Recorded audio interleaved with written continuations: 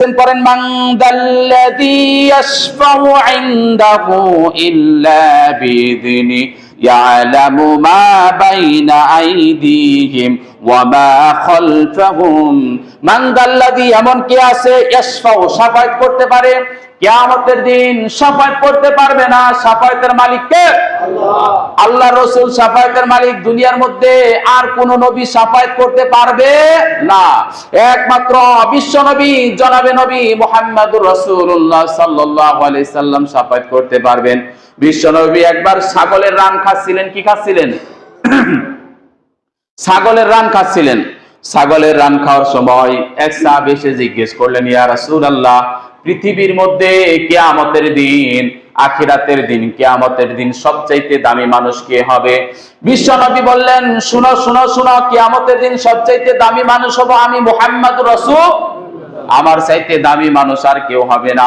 কিয়ামতের দিন আল্লাহ যখন বলবেন, ক্বালু ইয়া ওয়াইলানা মান বা'সানা মিন মারকাদিনা হাযা মা ওয়াদার রহমান ওয়া সাদাকাল মুরসালুন, কবরবাসীগুলা ইসরাফিল সিংহায় ফুৎকার দেওয়ার সাথে সাথে উঠে দাঁড়াবে। কারো গায়ে কোনো জামা থাকবে না, সব উলঙ্গ অবস্থায় থাকবে। এই আয়াত নাযিল হওয়ার পর আয়েশা বললেন, ইয়া রাসূলুল্লাহ, আমি কি সেদিন উলঙ্গ অবস্থায় উঠব নাকি? আল্লাহর নবী বললেন, লিকুল্লি ইমরিইম মিনহুম ইয়াউমা ইযিন শাআনুন ইউগনি। আর কবর থেকে মানুষগুলো উঠায়া আকাশের দিকে তাকাবে, নিচের দিকে তাকানোর মতো সবাই কেউ পাবে না। ওয়াইসা, শুধু তুমি না, আমিও সেদিন একই অবস্থায় উত্তোলন হব। উঠে আকাশের দিকে সবাই তাকিয়ে বলবে, ইয়া নাফসি। কি বলবে? ইয়া নাফসি, আল্লাহ তুমি আমাকে বাঁচাও, আল্লাহ তুমি আমাকে বাঁচাও। কবর থেকে মানুষগুলো উঠে হাসরের ময়দানে দৌড়াইতে থাকবে 50,000 বছর। কয় বছর? 5 বছরও না, 10 বছরও না, 15 বছরও না, 50,000 বছর। আর আখিরাতের তুলনায় এই দুনিয়ার সারা সময়টাকে বিশ্বনবী বলেছে মাত্র 3 সেকেন্ড। কয় সেকেন্ড? মাত্র 3 সেকেন্ড। 3 সেকেন্ড সময় যদি দুনিয়ার এত হয়, তাহলে আখিরাতের 50 বছর কত হাজার বছর আপনি চিন্তা করে দেখেন। মানুষগুলা পেরেশান হয়ে যাবে, দিক বিদিক ছুটাছুটি করবে। মাথার আধা হাত উপরে সূর্যটা, মাথার মগজগুলা কাফের বেঈমানদের গলে গলে নাকের কানের ছিদ্র দিয়ে বের হয়ে যাবে। গামের কারণে কারো হাঁটু পর্যন্ত, কারো কোমর পর্যন্ত সাঁতার কাটবে। মানুষ পেরেশান হয়ে দিক বিদিক ছুটাছুটি করবে পানির পিপাসায়। পানি দাও, পানি দাও, পানি দাও। হাসরের ময়দানে রব উঠে যাবে, পানি দাও, পানি দাও। কাফের বেঈমানগুলা মাথার মগজ ভাতের ফেনার মতো টকবক টকবক করতে থাকবে। নিজের হাত দিয়ে নিজের হাতে মাথার মগজগুলো এনে পানির পিপাসায় চেটে চেটে খাবে। নাউজুবিল্লাহ বলে। আশার বাণী হলো, তখন বিশ্বনবীকে আল্লাহ বলবেন, ও মুহাম্মদ, তোমার টেনশন নাই, ইন্না আ'তাইনাকাল কাউসার, তোমাকে হাউজি কাউসারের পানি দান করেছি। যে উম্মতগুলা নামাজ পড়েছে, আমার পায়ে সিজদা দিয়েছে, তাদেরকে হাউজে কাউসারের পানিগুলা দান করো। সুবহানাল্লাহ। এক ঢুক পানি যার গলার ভিতরে প্রবেশ করবে, বাকি জিন্দেগি তার পানির পিপাসা লাগবে। বলেন ও আল্লাহ, বলেন ও আল্লাহ, কিয়ামতের দিন হাউজে কাউসারের পানি আমাদের কপালে নসিব করে দিও, আমিন। সব মানুষগুলা দৌড়িয়ে যাবে আদম আলাইহিস সালামের কাছে, ও আল্লাহর প্রথম মানব, প্রথম নবী, তুমি আমাদের জন্য সুপারিশ করো। আদম আলাইহিস সালাম বলবে, আমি কিছু বলতে পারবো না। ওই যে আল্লাহ জান্নাতের ভিতর একটা নিষিদ্ধ গাছের কাছে যেতে না করছিলেন, কিন্তু আমি সেখানে যে নিষিদ্ধ গাছের ফল খেয়েছি।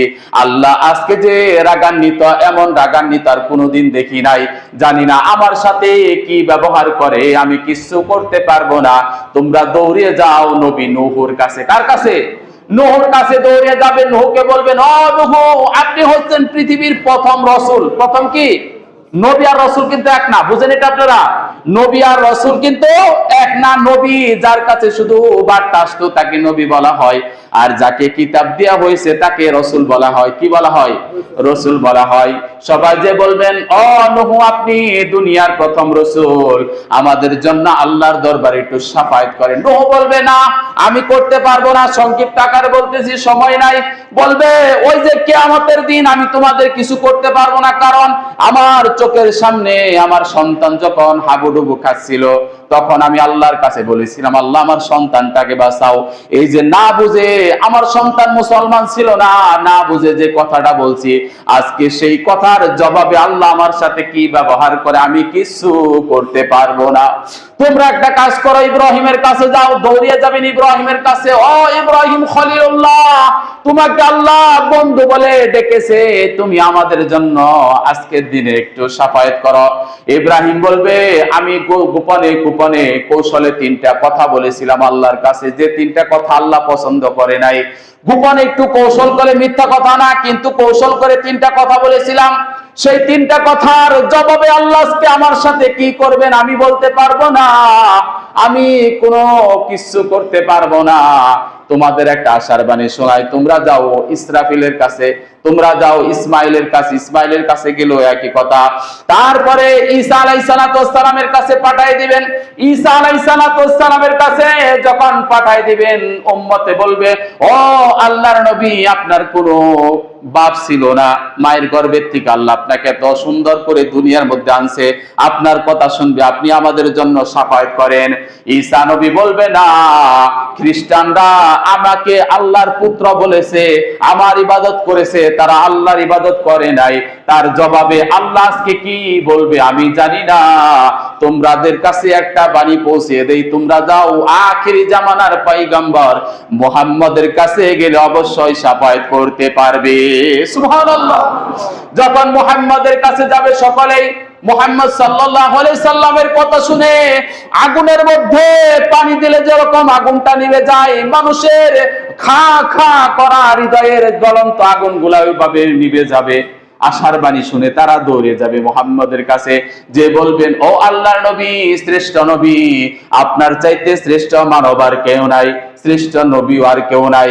আমাদেরকে আল্লাহ 50,000 বছর যাবত আমরা দৌড় কাটতেছি হাসরের ময়দানে উলঙ্গ অবস্থায়, গাঢ় ঘামে শরীরের কোমর পর্যন্ত, হাঁটু পর্যন্ত হয়ে গেছে। আল্লাহ সেদিন কহার রূপ ধারণ করে থাকবে। আল্লাহ মাকামে মাহমুদের মধ্যে বিশ্বনবী সিজদায় পড়ে বলবেন, ইয়া হাবলি ইয়া উম্মতি ইয়া উম্মতি ইয়া উম্মতি। সুবহানাল্লাহ। এরকম বিভীষিকাময় অবস্থার মধ্যে সবাই বলবেন ইয়া নাফসি, কিন্তু আমার নবী কি বলবেন? ইয়া উম্মতি। চিন্তা করছেন কতটা ভালোবাসে আপনাকে। বিভীষিকাময় অবস্থা, সবাই বলবে ইয়া নাফসি, আল্লাহ তুমি আমাকে বাঁচাও, আমাকে বাঁচাও। আর আমার নবী, আপনার নবী বলবে ইয়া উম্মতি ইয়া উম্মতি ইয়া উম্মতি। প্রত্যেকটা নবীকে একটা স্পেশাল দোয়া দিছিলেন আল্লাহ, যে দোয়াটা করলে আল্লাহ সাথে সাথে কবুল করতেন। সব নবীরাই এই দোয়াটা দুনিয়ার মধ্যে করছে, কিন্তু আমার নবী, আপনার নবী সেই দোয়াটা করেন নাই। আল্লাহর কাছে ডাক দিয়ে বলবেন মাকামে মাহমুদের সিজদায়, আল্লাহ বলবেন, ও হাবিব, আপনার মাথাটা উত্তোলন করেন, আজকে যা চাইবেন তা দিব, যার জন্য শাফায়াত করবেন তার শাফায়াত কবুল করব, যাকে জান্নাতে নিতে চাইবেন তাকে জান্নাতে দিয়ে দিব। বিশ্বনবী তখন মাথা উত্তোলন করে বলবেন, আল্লাহ, দুনিয়ার সব নবীরা তাদের একটা করে দোয়া করছে, আমি করি নাই। আমার গুনাহগার উম্মতগুলা, যার অন্তরের ভিতরে দিলের মধ্যে বিন্দুমাত্র ঈমানের ছিটে ফোঁটা আছে, তাকে আল্লাহ তুমি জান্নাতের সুসংবাদটা দিয়ে দাও। সুবহানাল্লাহ। এ হলো আশার বাণী। এজন্য আল্লাহ বলছেন, তাহলে কি বলছেন? মানদাল্লাযী ইয়াশফাউ ইনদাহু ইল্লা বিইজনি, আমার হুকুম ছাড়া কেউ শাফায়াত করতে পারবে না। আল্লাহর হুকুম ছাড়া কেউ শাফায়াত করতে পারবে না। কিন্তু বিশ্ব নবীকে অর্ডার দিবেন কে? বিশ্বনবী একজন একজন করে হাতে হাতে ধরে, এটা আমার উম্মত, এটা আমার উম্মত, এটা আমার উম্মত। এই উম্মতগুলা যদি আল্লাহ আপনি জান্নাতে না দেন, আমি মুহাম্মদ জান্নাতের প্রথম দরজার মধ্যে নক করব না। সুবহানাল্লাহ।